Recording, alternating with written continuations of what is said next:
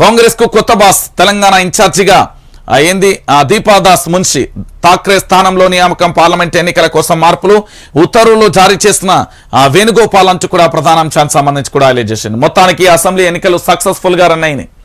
తెలంగాణలో అధికార మార్పిడి వచ్చింది. ఇక్కడ తెలంగాణ రాష్ట్ర వ్యాప్తంగా ఒక అంశం అధికార మార్పిడితో కొత్త ప్రభుత్వం కాంగ్రెస్ ప్రభుత్వాన్ని అధికారంలో తీసుకురావడంలో సఫలమైలు రానున్నది పార్లమెంట్ స్థానాలు. కేంద్రంలో రాహుల్ గాంధీ ప్రధాని కావాలంటే ఖచ్చితంగా తెలంగాణలో అన్ని స్థానాలను కైవసం చేసుకోవాల్సిన బాధ్యత కూడా ప్రభుత్వం మీద ఉన్న పరిస్థితి. సో మరి ఇలాంటి పరిస్థితులలో ఏ విధంగా ముందుకెళ్ళాలి, ఏ విధంగా ముందుకెళ్తే బాగుంటది అనేది కూడా ప్రధానంగా కూడా చర్చనీయాంశంగా మారిన తరుణంలో కాంగ్రెస్ కు సంబంధించి కొత్త బాస్ రావడానికి సంబంధించి చూస్తున్నారు. మరి ఏ విధంగా వ్యూహరచనలు చేస్తారు, ఏం కథ అనేది కూడా మనమైతే వేచి చూడాల్సిన పరిస్థితి అయితే కనబడుతుంది.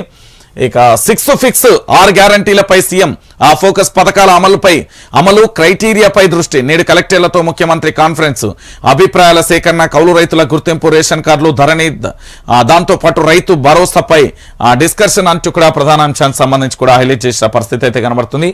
మొత్తానికి 6 గ్యారంటీలకు సంబంధించి ముఖ్యమంత్రి అయితే ఫోకస్ పెట్టిన పరిస్థితి. 6 గ్యారంటీలకు సంబంధించి తెలంగాణ రాష్ట్ర వ్యాప్తంగా కూడా 6 గ్యారంటీలను ప్రజల్లోకి ఏ విధంగా తీసుకెళ్లాలి, ఆ 6 గ్యారంటీలకు సంబంధించి వాస్తవాలు ఏంటి, వాటిని ఏ మేరకు అమలు చేయగలుగుతాం, 6 గ్యారంటీలను ప్రజల్లోకి ఏ మేరకు తీసుకెళ్లగలుగుతాం, వాటికి కావాల్సిన వనరులు ఏంటి, వాళ్లకు ఇప్పుడున్న రాష్ట్ర ప్రభుత్వానికి సంబంధించి అన్ని జిల్లా కలెక్టర్లు ఏ విధంగా సలహాలు సూచనలు ఇస్తారు, దానికి సంబంధించి ప్రణాళిక ఏ విధంగా ఉండబోతుంది అనేది ప్రధానంగా కూడా రేవంత్ రెడ్డి ముంగటున్న బిగ్ సవాల్.